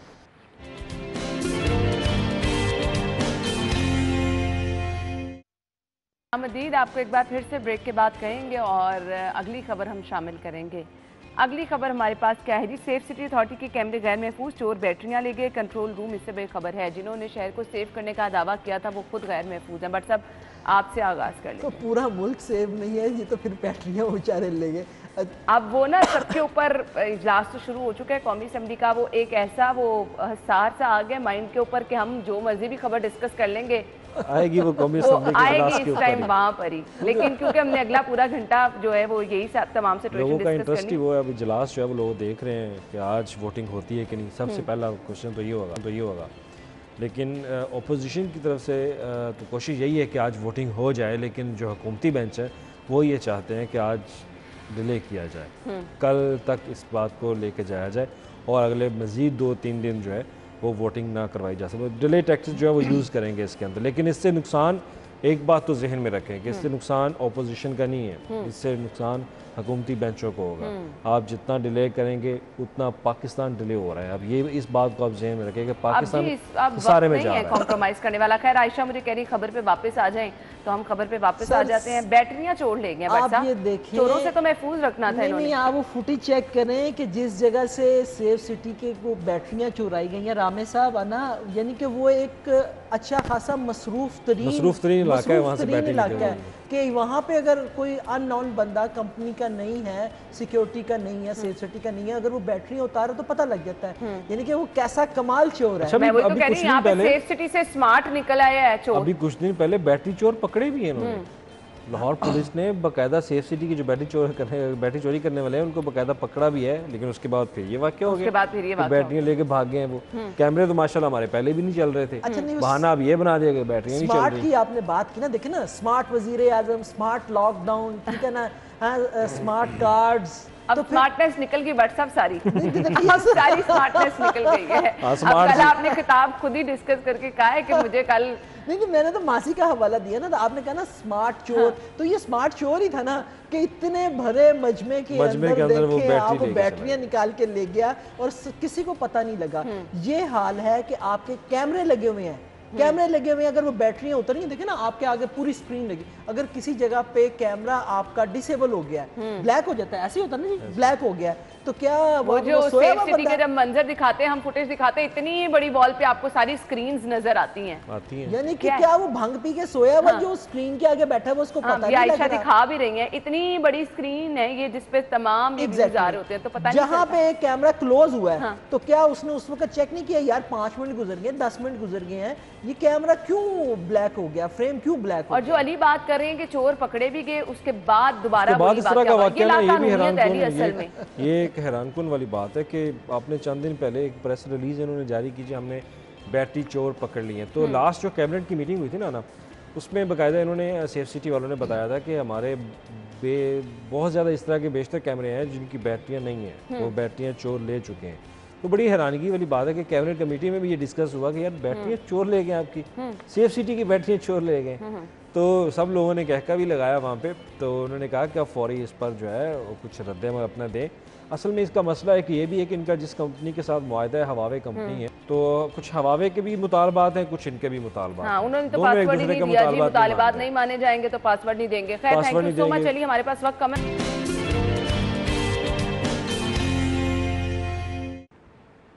वेलकम बैक नाज़रीन, हम गुफ्तगू का सिलसिला ज़रूर आगे बढ़ाएंगे और जो सियासी सूरत हाल है उस पर ज़रूर तबसरा भी लेंगे, उसको जानने की कोशिश भी करेंगे। हमने लाहौरियों को भी अपडेट रखना होता है, हमने अपने सेगमेंट्स भी शामिल करने होते हैं जो कि बहुत ज़रूरी होते हैं, क्योंकि आप लोग इस चीज़ का इंतज़ार कर रहे होते हैं कि आपको घर बैठे तमाम चीज़ें पता चल जाएँ। फ़िलहाल जो अभी अपडेट कौमी असम्बली किया वहाँ पे तो जी अभी ब्रेक है 12:30 बजे तक की, तो थोड़ा सा हमने भी कहा ब्रेक लगा लें और सेगमेंट्स शामिल कर लेते हैं। सबसे पहले हम जानते हैं आज मौसम कैसा रहेगा, वीकेंड कैसा लाहौरियों का गुजरेगा, गर्मी ज़्यादा होगी, बारिश के इम्कान है या नहीं, टुडेज़ वेदर शामिल करते हैं।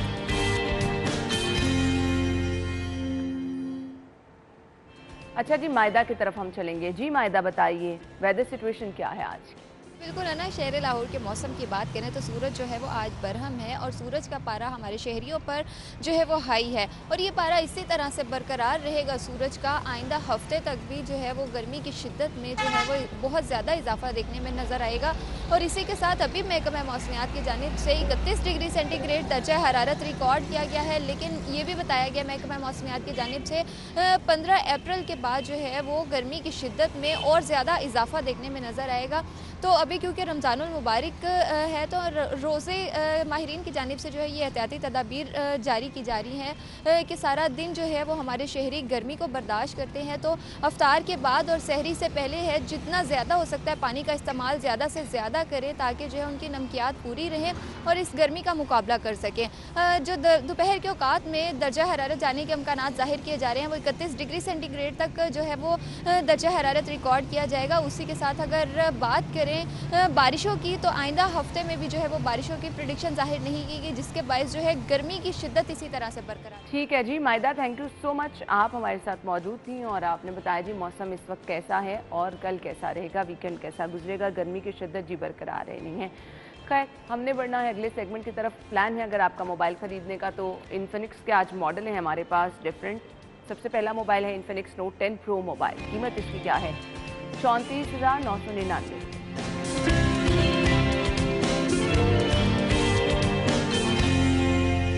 और इन्फिनिक्स 08i मोबाइल है 34,999 रुपये की कीमत। इन्फिनिक्स 0X न्यू मोबाइल है जी 33,999 रुपये का।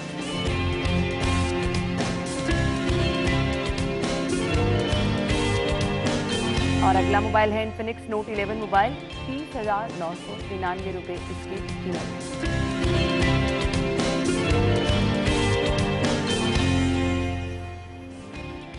जी तो मोबाइल रेट आपने जान लिया। माह रमज़ान में तंदुरुस्त और तवाना आपने कैसे रहना है, हेल्दी कैसे रहना है, आज की हेल्दी टिप्स शामिल करेंगे।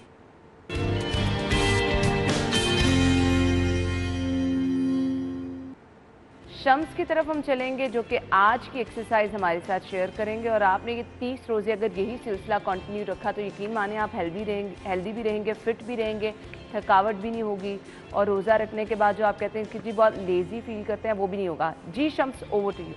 अस्सलाम वालेकुम एवरीवन। सो आज मैं आप लोगों के साथ शेयर करने जा रहा हूँ कार्डियो एक्सरसाइजेज। कार्डियो एक्सरसाइजेज पर मुश्तमिल मैं आप लोगों के साथ एक वर्कआउट प्लान शेयर करूंगा, जिसके अंदर हम 3 मुख्तलिफ एक्सरसाइजेज करेंगे जो कि आपके बढ़े हुए वज़न को कम करने के लिए कारआमद होंगी। तो सबसे पहली और इजी एक्सरसाइज जो है हमारी रनिंग ऑन प्लेस।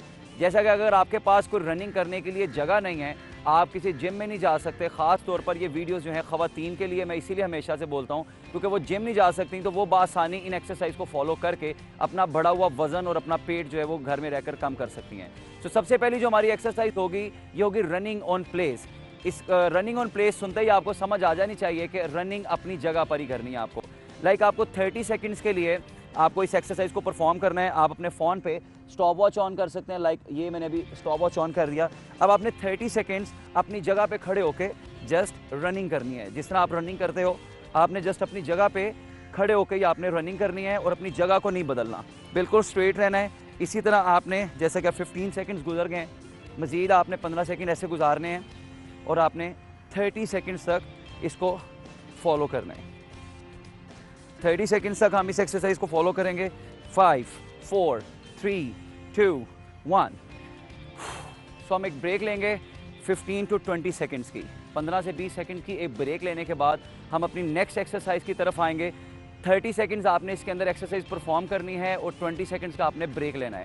बेसिकली इसको हिट एक्सरसाइज प्लान भी कहते हैं, हाई इंटेंसिटी इंटरवल ट्रेनिंग। सो जैसा कि हमारे 20 सेकेंड्स गुजर गए हैं, अब हमारी अगली एक्सरसाइज होगी साइड टू साइड टच। इसके अंदर आपने ऐसे 1 जस्ट आपने 2 स्टेप लेने हैं, 2, इसको भी आपने 30 सेकेंड्स तक परफॉर्म करना है।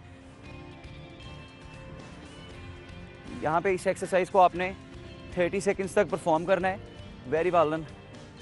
20 सेकेंड्स हमारे हो चुके हैं and we have just 10 seconds left. 1 2 3 4 5 6 7 8 9 10।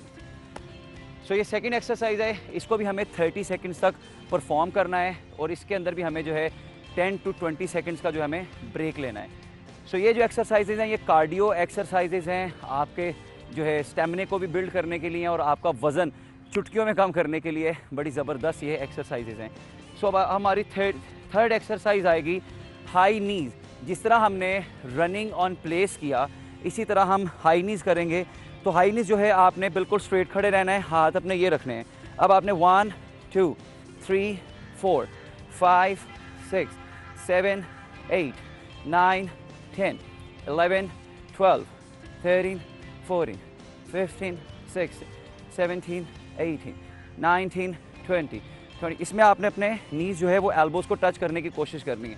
10 9 8 7 6 5 4 3 2 1। सो ये थी हमारी थर्ड एक्सरसाइज हाई नीज। सो मैंने आज आपके साथ 3 एक्सरसाइजेज शेयर की। सबसे पहली एक्सरसाइज थी हमारी रनिंग ऑन प्लेस, उसको आपने 30 सेकेंड परफॉर्म करना है, फिर 20 सेकेंड्स ब्रेक लेना है। फिर नेक्स्ट एक्सरसाइज थी साइड टू साइड टच, उसको भी आपने 30 सेकेंड परफॉर्म करके 20 सेकेंड्स ब्रेक लेना है। फिर आपने करने हैं हाई नीज। इन तीनों एक्सरसाइज को आपने फॉलो करना है 3 राउंड्स में। एक राउंड करने के बाद आप 1 से 2 मिनट का ब्रेक लें, फिर उसके बाद आप सेकंड एक्सरसाइज वगैरह की तरफ आएँ। और फिर मैं हमेशा की तरह अपने लास्ट वीडियो में फिर आपको ये रिपीट करना चाहता हूँ कि without diet plan, without good nutrition आप अपना वज़न कम नहीं कर सकते।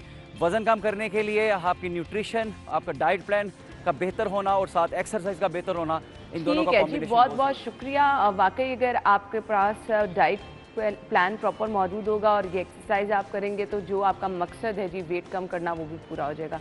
खैर गर्मी की शिद्दत बढ़ रही है और रोज़े में थोड़ा सा मुश्किल भी हो जाता है। जिन लोगों ने अपने ऑफिस जाना है या जिन लोगों ने अपनी शॉप्स पे जाना है, बाहर कारोबार के लिए जाना है, उनके लिए थोड़ा मुश्किल हो जाता है। तो आज जो हम आपके साथ टोटका शेयर करने वाले हैं वो ये है कि जी रोज़े के साथ किस तरह से आपको कम से कम प्यास लग सकती है। आज का टोटका क्या है वो शेयर करते हैं। फिर हम नई आपके सामने नई बात नए टोटके के साथ आज हम बताएंगे सहरी में हमें क्या लेना चाहिए जिससे हमें दिन के हिस्से में प्यास ना लगे। तो मैं अब आपको एक छोटी सी रेसिपी दे देती हूँ। आप अपने साथ अपने टेबल पे डाइनिंग टेबल पे रखिए और सहरी पे ज़रूर इस्तेमाल करें। इससे आपको बहुत अफादियत मिलेगी और आप मुझे दुआओं में भी याद रखेंगे। आपने 1 टेबल स्पून इलायची छोटी को पीस लेना है। उसके साथ 1 बड़ी इलायची जो काले होती है आम जो हम अपने गरम मसाले में यूज़ करते हैं वो भी साथ ही पीस लेनी। इस पाउडर को आपने दही के ऊपर एक चुटकी, जैसे 1 प्याली दही है उसके ऊपर 1 चुटकी डाल के चीनी या शक्कर के साथ खा लें तो आपको सारा दिन प्यास नहीं लगती। इंशाल्लाह ये टोटका आपके लिए बहुत ही कारआमद होगा और आप मुझे दुआओं में याद रखेंगे। खुदा हाफिज़, इंशाल्लाह फिर मुलाकात होगी। जी, तो अब अगला सेगमेंट शामिल करते हैं, आपको बताते हैं आप बचत कैसे कर सकते हैं बचत बाजार में। प्रमोशन पर कारफोर पर क्या चीज़ें अवेलेबल हैं? नेस्ले मिल्क पैक है जी, रिटेल प्राइस इसकी है 2190, प्रमोशन पर मिलेगा 1919, 271 रुपये आपके बचेंगे।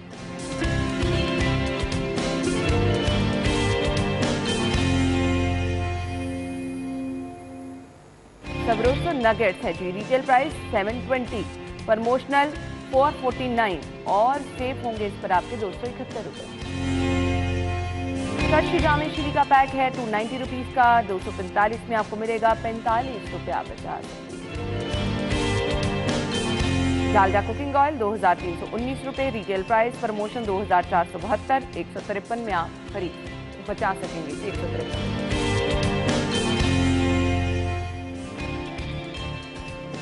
अब सेल्स कहाँ लगी है? अगर आपने ईद के लिए शॉपिंग करनी है, बीच ट्री पे अगर आप जाएंगे यहाँ पर अप टू 23% ऑफ है।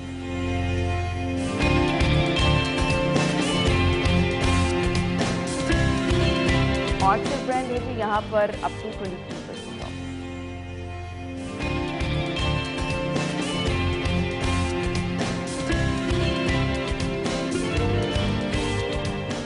और अब अगला सेगमेंट माल का हाल।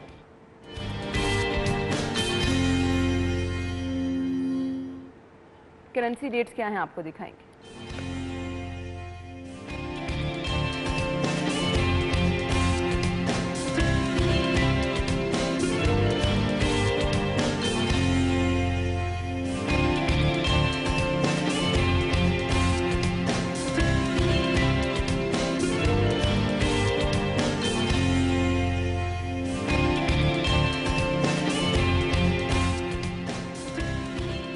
जी तो नाज़रीन, सेगमेंट्स हमारे कंप्लीट हो गए हैं। ब्रेक के बाद वापस आएंगे तो एक बार फिर से जो सियासी सरगर्मियां चल रही हैं, सियासी हलचल हो रही है, इसका जिक्र होगा। आपने कहीं नहीं जाना, हमारे साथ ही रहना।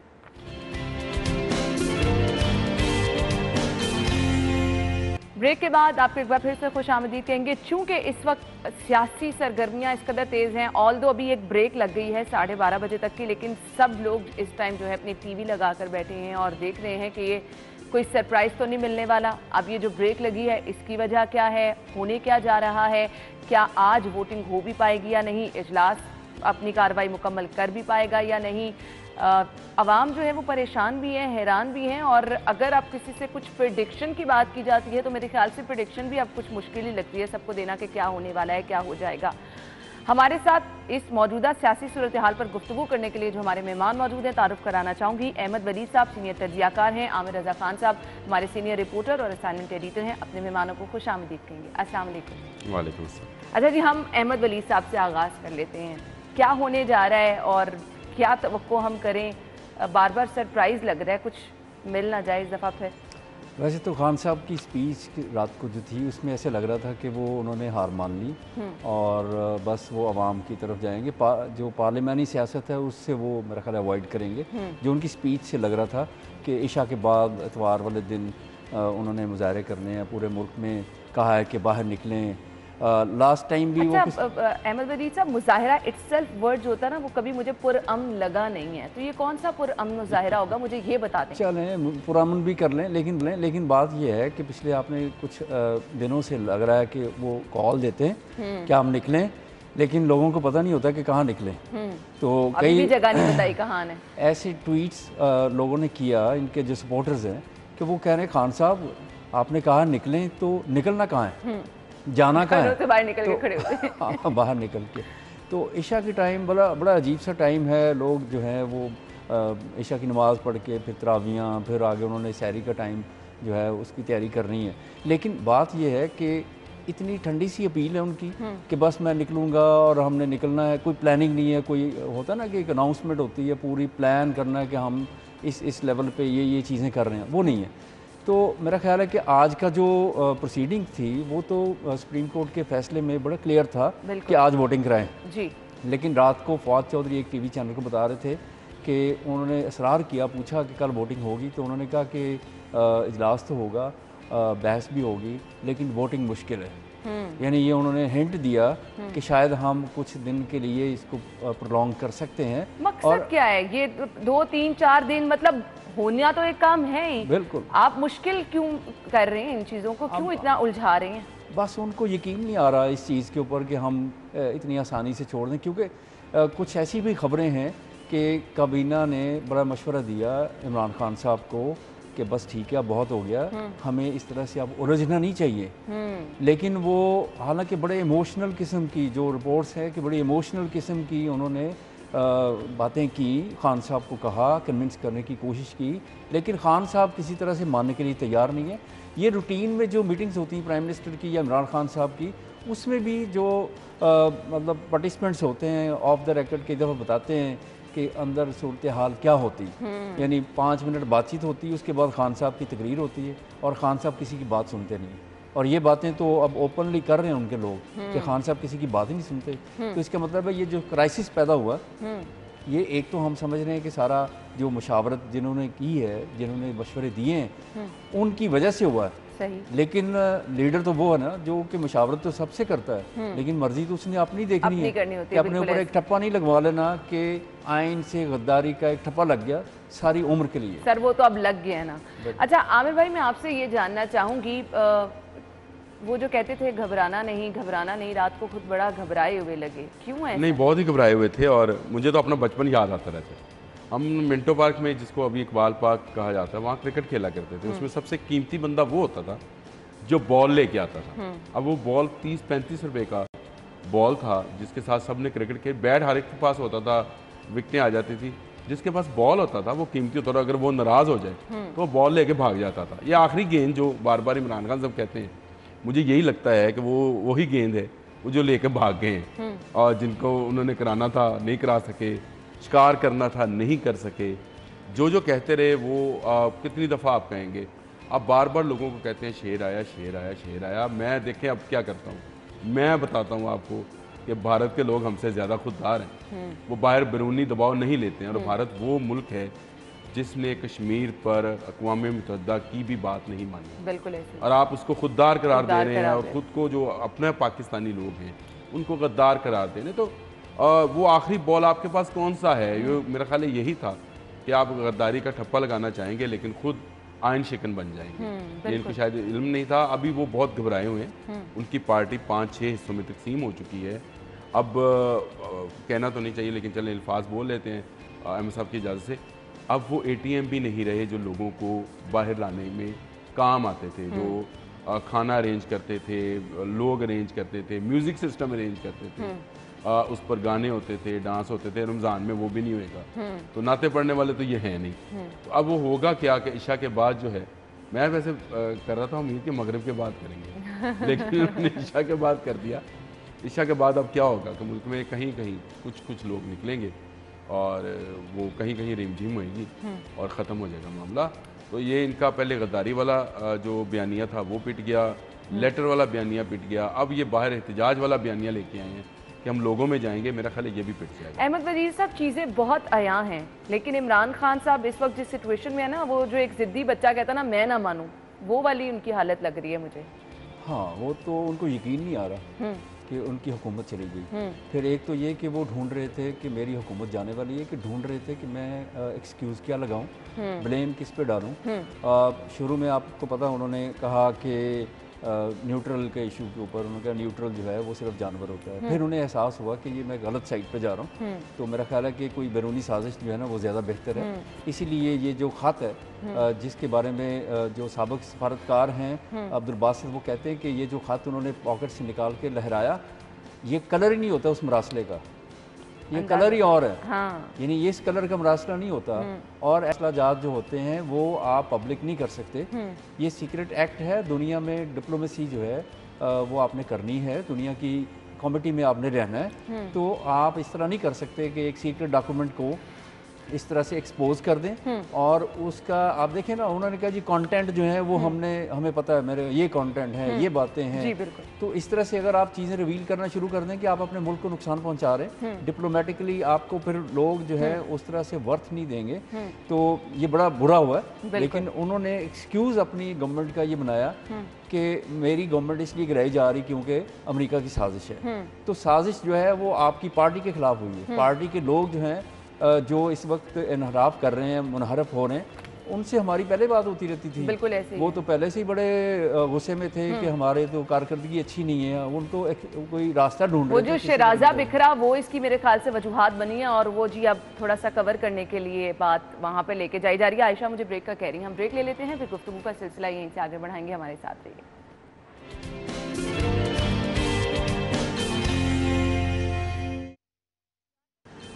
ब्रेक के बाद आपको एक बार फिर से खुश आमदीद कहेंगे, गुफ्तगू का सिलसिला आगे बढ़ाएंगे। और कल से एक जो जुमला था बड़ी बाज़गश्त हम उसकी सुन रहे हैं कि एचकिन नहीं पहन सकेंगे शहबाज शरीफ साहब। क्यों इतने इस मामले में पुरुम्मीद हैं प्राइम मिनिस्टर साहब, क्यों वो ये चाह रहे हैं?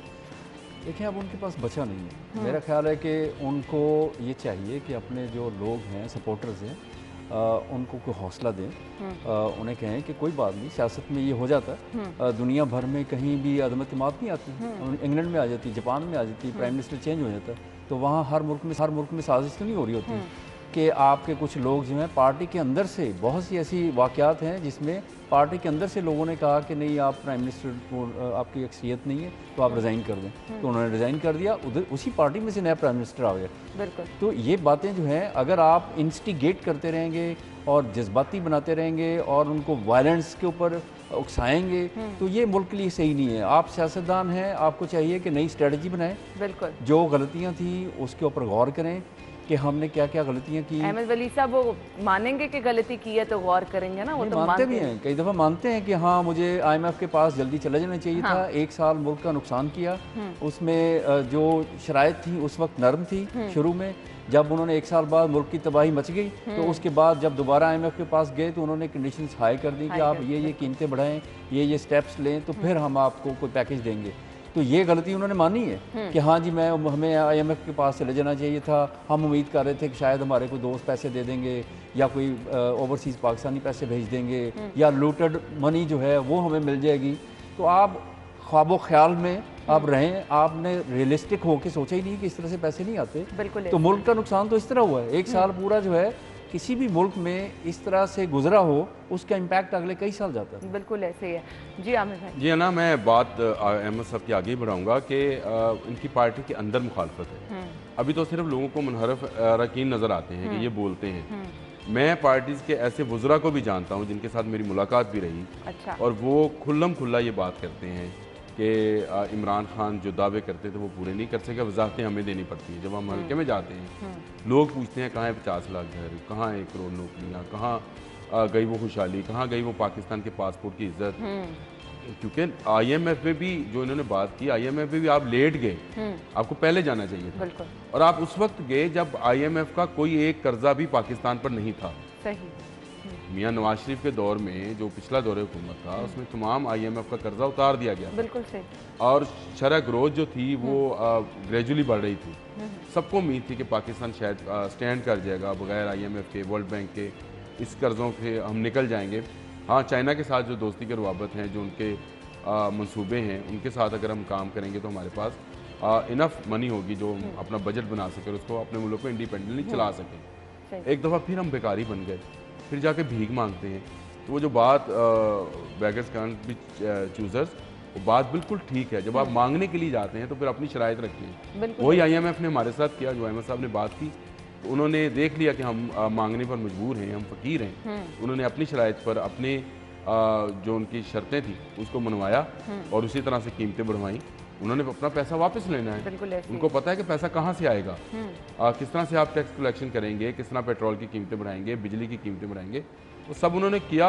और एक के बाद एक इमरान खान साहब माजरत के साथ, जिनको बहुत कप्तान कहा जाता है, वो एक के बाद एक शर्त के ऊपर झुकते चले गए। हाँ, मानते के बातें और नौबत यहाँ LNG के ठेकों को ले लें, इन्होंने तखीर की, रेट उसके कहाँ के कहाँ चले गए। बिल्कुल। इन्होंने गंदम के मामले में तखीर की, रेट कहाँ चले गए। चीनी के मामले में तखीर की, किस मामले में इन्होंने बरवक्त फैसला लिया, किसी मामले में बरवक्त फैसला नहीं लिया, जिसका खमियाजा आज भी पाकिस्तानी कौम जो है वो भुगत रही है। तो मुझे बताएं, इतवार के रोज इशा के बाद कौन निकले? क्या इसलिए निकले कि पेट्रोल जो है वो 350 रुपये लीटर हो जाए, सही, और घी जो है वो 700-800 रुपये किलो पे चला जाए, इसलिए हम लोग निकले। चीनी जो है वो 200-250 के करीब पहुंच जाए। किस लिए निकले? आपके पास लोग निकले और बताएं कि उनको मसाइल आपके पास है क्या देने को? मुझे बताएं। अभी ये ऑपोजिशन में चले जाएंगे, चले अदम एतमाद कामयाब होती है, अचकन पहनता है, शहबाज शरीफ नहीं पहनते हैं, वो एक अलग बात है। आप ऑपोजिशन में चले जाए, आपके पास क्या होगा? क्या आप महंगाई पे बात कर सकते हैं? आप बिजली के बिलों पे बात कर सकते हैं? आपके पास मतलब आपने वो जो नारे लगाए थे, अब तो आवाम आपकी उन बातों पे यकीन भी नहीं करेगी, क्योंकि उसमें से कोई एक बात भी पूरी नहीं, कुछ भी नहीं होगा। तो फिर आप एंड पे करेंगे। वो मुझे याद है, हमारे एक दोस्त हैं जाहिद साहब, वो बताया करते हैं कि एक दफ़ा लड़ाई होगी नारकली में, तो बंदा हमारे काबू में नहीं आ रहा था, तो एक दोस्त ने खड़े होकर ना ऊंची आवाज़ में कहा, इसने कायदे आज़म को बुरा भला कहा है। उसके बाद पूरा बाजार उसको मारने वाला था, तो काबू में भी आ गया। यही हाल इमरान खान साहब का है। तो वो कह रहे हैं कि जी अमेरिका जो है उसके बयानिया, उनके पास कुछ भी नहीं रहा ना, कुछ नहीं है ना उनके पास महंगाई का बयानिया था, ना गुड गवर्नेंस का मामला था उनके पास था। पंजाब की जो सूरत हाल है वो आप सबके सामने है, उसको ढकी छुपी नहीं है कि पंजाब को किस तरह से मैं समझता हूँ कि एक सूबा जो तो अच्छी गवर्नेंस के हवाले से मशहूर था, वो उसकी सतह मेरा ख्याल है कि बैड गवर्नेंस से भी नीचे कुछ। अब जब दोबारा इलेक्शन के लिए भी आएंगे तो मुझे नहीं समझ लगी क्या बयानियां लेकर आएंगे, क्या नारा लेकर आएंगे। पहले अमेरिका को बुरा भला है। हाँ, उसके अलावा अब ऑप्शन नहीं ना बची। ब्रेक ले लेते हैं, ब्रेक के बाद हम वापस आएंगे। तो आज के इजलास जो कौमी असम्बली का चल रहा है, उसकी कुछ हम देखेंगे कि क्या कार्रवाई क्या हो सकती है, प्रेडिक्शन क्या की जा सकती है, उस पर हम अहमद वली साहब से बात करेंगे। आप हमारे साथ ही रहिएगा।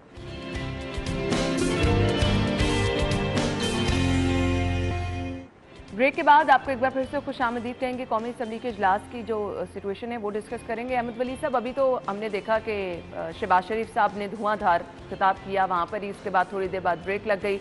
अब ये ना और टाइमिंग ख़त्म हो जाए, और फिर क्या प्रेडिक्शन करेंगे आप इस पर? देखिए, उनकी प्लानिंग यही है कि हम काफ़ी सारी तकरीरें करेंगे, मे भी इसी इजलास को रात गए तक ले जाएं। इस पे तो कोई कतगन नहीं है। सुप्रीम कोर्ट ने हमें ये नहीं कहा कि भाई इजलास जो है ना जल्दी ख़त्म करें और जल्दी से इतने बज के इतने मिनट पे ये वोटिंग करवा के तो फारग हो जाएं। तो वो डिलेइंग टैक्टिक्स उन्होंने यूज़ कर रहे हैं। मैक्सिमम कोशिश कर रही है कि हम आगे, लेकिन रात की जो स्पीच है इमरान खान साहब की, उससे साफ जाहिर है कि बस लेट इट हैपन। अब हम मतलब अपोजिशन में जा रहे हैं और हम जल्द से जुलूस करेंगे पार्लियामान में। हम इनको ठीक है जो भी करेंगे, हमने अपना एक मंत्रा जो उन्होंने बता दिया रात को, वो यही है कि ये बैरूनी साजिश है, हम और ये गद्दारी हुई है मुल्क के साथ, ये लोग गद्दार हैं। बार बार वो ये इंसिस्ट करते रहेंगे जहाँ भी तकरीरें करेंगे, लेकिन फिर 4 दिन बाद आहिस्ता जो इनके मुखालिफ बात करेगा आमिर भाई, उसको गद्दार का टैग लगा देंगे। लोगों का मसला देखो ये नहीं है, लोगों का मसला तो ये है कि घी किस भाव मिलता है। मैं अभी देख रही हूँ रमजान बाजार में आटा नहीं है। असल लोगों के मसाइल तो लोगों के ये हैं। और मैं हमेशा ये बात, तुम्हें पता है, मैं इसकी तो मुखालफत करता हूँ कि ये रमजान बाजार तो होने नहीं चाहिए। आवाम को तो उसके डोर स्टेप पे जो दुकानें हैं, जो मार्केटें हैं, जो बाजार हैं, वहाँ पे उनको चीज़ें मिलनी चाहिए। पहले आप रमजान बाजार लगाते हैं, फिर लोगों का तमाशा लगाते हैं, लाइनें लगी हुई हैं। यूटिलिटी स्टोर पे चले जाएं हम सब, तो आपको शनाख्ती कार्ड दिखाए बगैर मिलता कुछ नहीं ऐसे ही है। बिल्कुल मुझे बताएं कि ये क्या, मैं पाकिस्तानी नहीं हूँ, तो मुझे एक चावल लेने के लिए, घी लेने के लिए मुझे पहले अपना शनाख्ती कार्ड दिखाना ज़रूरी है। बिल्कुल ऐसे। तो ये भी तस्दीक है। जो पासपोर्ट की इज्जत बनवाने आए थे, उन्होंने शनाख्ती कार्ड को इस काबिल कर दिया, तो वो दिखाने पर आपको चीनी और आटा और दाल और घी मिलेगा। बिल्कुल ऐसे। ये मैं समझता हूँ कि ये पाकिस्तानी, ना सिर्फ शनाख्ती कार्ड बल्कि आपके हाथ पे वो मार्क लगाया जाता था कि दोबारा आप दूसरी दफ़ा आके ना लें। यहाँ तक नौबत थी। अहमद वली साहब, कुछ पंजाब की सूरत हाल, हमजा शहबाज शरीफ साहब ने हाईकोर्ट में दरख्वास्त जमा कराई है। अब ये दोनों लिंक करती हैं सिचुएशन। अगर ये कौमी असम्बली का इजलास इल्तवा का शिकार होता चला जाता है तो क्या असरात होंगे इसके पंजाब में? तो ऑलरेडी वो जितने स्टेप्स उन्होंने लेने थे ले चुके हैं। आपने देखा कि उन्होंने जो ऑर्डर किया आईजी को और चीफ सेक्रेटरी को कि इनको रोके किसी तरह से असम्बली आने में या इकट्ठे होने में, ताकि हम अपना जो है काम कर सकें, लेकिन उन्होंने इनकार कर दिया क्योंकि ब्यूरोक्रेसी जो है उन्हें पता चल गया कि अब हुकूमत जो है चली गई है, तो अब हम इनके पाबंद नहीं है। वैसे तो ब्यूरोक्रेसी जो है वो पाबंद नहीं होती हुक्मरानों की या सियासतदानों की, उन्होंने पॉलिसी के ऊपर काम करना होता है। लेकिन अब इस तरह के टैक्टिक्स पे आ गए यहाँ पर, और साफ नज़र आ रहा है चौधरी परवेज़ लाई साहब जो हैं उनके पास अक्सरियत नहीं है।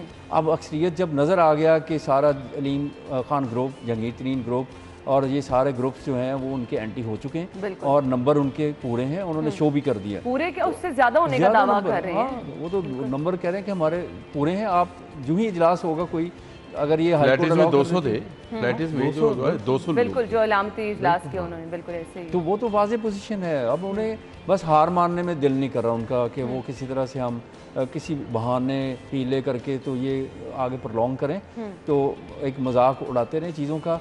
और एक देखें, इससे अदम इस्तेहकाम से इन्हें सबक हासिल होना चाहिए पंजाब में भी कि इससे क्या नुकसान हुआ मईशत का। पिछले कुछ दिनों के अंदर अंदर डॉलर कहाँ पहुँच गया, स्टॉक मार्केट कहाँ पहुँच गई। तो मतलब ये सारी गिरावट जो है और बिजनेस जो है अदम इस्तेहकाम और गैर यकीनी की सूरत हाल में इन्वेस्टर इन्वेस्ट नहीं करता। जिसने किसी ने ऑर्डर करना, कुछ चीज़ें मंगानी, वो होल्ड कर लेगा, चीज़ें महंगी हो जाएंगी। बिल्कुल आ जाके फिर अवाम का नुकसान है और एंड पे जाके ये अवाम का नुकसान कर रहे हैं। बिल्कुल, और अवाम का नुकसान तो अभी भी हो रहा है। आमिर भाई, ये अगर इजलास मुसलसल हम बार बार कह रहे हैं कि हीले बहाने कर रहे हैं, डिले हो जाता है, तो फिर पंजाब में आप क्या सूरत हाल देखते हैं? यहाँ पर भी इसी तरह से क्या डिले करनी? मेरा ख्याल है यहाँ पे नहीं होगा इस तरह से। और जिस तरह से अभी अहमद भाई बात कर रहे थे कि इमरान खान साहब की तकरीर से साबित था कि वो ओपोजिशन में ज़हनी तौर पर चले गए हैं। वो अब दोबारा उसी तरह से अपनी पार्टी को बनाना चाहते हैं। चले गए हैं, लेकिन आखिरी बॉल का जिक्र बार बार कर रहे हैं। वो आखिरी बॉल का जिक्र करते रहेंगे। वो अगले आने वाले सालों में भी आप यही उनसे सुनते रहेंगे, मेरे पास आखिरी बॉल है। वो मदारी का वो तमाशा है जो उसने कहा है कि मैं अपना सारा तमाशा दिखाने के बाद, अपना मंजन बेचने के बाद, वो आपको चीज़ दिखाऊंगा कि जो आपने कभी ना देखी, कभी ना देखी। तो वो जो कभी ना देखी हुई चीज़ है वो कभी नहीं दिखाता। हाँ। वो अक्सर अपने जमूरे से कहता है, यार मैंने यहाँ रखी थी, वो कहाँ गई। तो ये सरप्राइज होता है कि वहाँ पे आखिर में मदारी के तमाशे में कुछ नहीं होता है। यहाँ पे भी यही है। हमजा अक्सरियत ले चुके, तो ये परवेज़ इलाही साहब की जो सियासत है उस पर एक मैं अपनी ज़ाती तौर पे कहता हूँ कि एक बदनुमा दाग लगा है। उनको ये ऑफ़र नहीं कबूल करना चाहिए थी। उनको देखना चाहिए था कि पाकिस्तान में इस वक्त पॉपुलर पॉलिटिक्स क्या है। बिल्कुल। और पॉपुलर पॉलिटिक्स ये थी कि लोग खान साहब की पॉलिसीज से तंग थे, जिसका इजहार लोग गाहे बगाहे चैनल्स के जरिए भी हम दिखाते रहे, जिस पर खान साहब बहुत दफ़ा नाराज़ हुए कि जी आप माइक आगे करते तो लोगों ने तो यही कहना है महंगाई, तो क्या करें, माइक आगे ना करें, किसके आगे करें। मैंने आपको बताया ऑफ द रिकॉर्ड तो आपके वुज़रा ये बात करते हैं। हमने आज बैनर्स दिखा दिए हैं, लोगों ने लगा दिए हैं बैनर्स शहर में, जगह जगह इनके मुखालिफ ऊपर। हाँ, शहर में लगे पड़े हैं। बिल्कुल। मीडिया का काम होता है कि अवाम की आवाज़ बुलंद करना। बिल्कुल। अगर कि अवाम की आवाज़ ये है कि महंगाई है, हम पिस गए हैं, हमारी सोर्स ऑफ इनकम कम हो गया है और महंगाई डबल से ट्रिपल हो गई है, वो रो रहे हैं लोग। तो अगर हम ये कहें, खान साहब जैसे कह रहे हैं कि माइक आगे ना करें और ऐसे ढूंढें जो कहें कि नहीं कहीं नहीं है महंगाई, जैसे कि अक्सर इनके पीटीआई के लोग जो हैं वो कर रहे हैं, खातून जो इंग्लैंड से यहाँ आती है और यहाँ पे आके बात कर रही है, नहीं वो इंग्लैंड में बड़ी महंगाई, यहाँ पे कहाँ महंगाई मुझे तो नज़र आ रही, वो बार-बार फेस बदल के आ रही है। आप इस तरह की स्टेटमेंट्स दें कि कितनी मोटर बाइक्स बिक गई हैं, कितनी गाड़ियाँ बिक गई हैं, फिर भी लोग कह रहे हैं महंगाई। और भाई महंगाई जो टीवी दिखा रहा है वो झूठ नहीं दिखा रहा। बिल्कुल। आप देख लें, लोगों से बात कर रहे हैं, जो दिखा रहे हैं हम थोड़ा टोन डाउन करके दिखा रहे हैं। अगर आप डायरेक्ट बात करेंगे फिर आपको पता चलेगा कि किस किस्म की गंदी गालियां देते हैं लोग। बिल्कुल ऐसे ही, हम तो वो चीज़ें दिखा नहीं रहे जिन ख्यालात का असल में लोग इजहार करते हैं। खैर, हमारा वक्त जो है वो अब इख्तिताम को पहुंचा है। Thank you so much Ahmed Waleed साहब, आपके वक्त का भी बहुत शुक्रिया। आमिर भाई, आपके वक्त का भी बहुत शुक्रिया। हम भी इजलास की तरफ अपनी आंखें जमा रखेंगे, आप भी पल पल सिचुएशन से हम आपको अपडेट करते रहेंगे। चैनल 24 भी अगर आप देखेंगे तो वहाँ पर भी तमाम अपडेट्स आपके साथ शेयर करते रहेंगे। अब देखें जी होता क्या, इसके लिए थोड़े से वक्त आपको भी इंतज़ार करना है, हमें भी इंतज़ार करना है। अपना ख्याल रखिएगा, इजाज़त दीजिए, अल्लाह।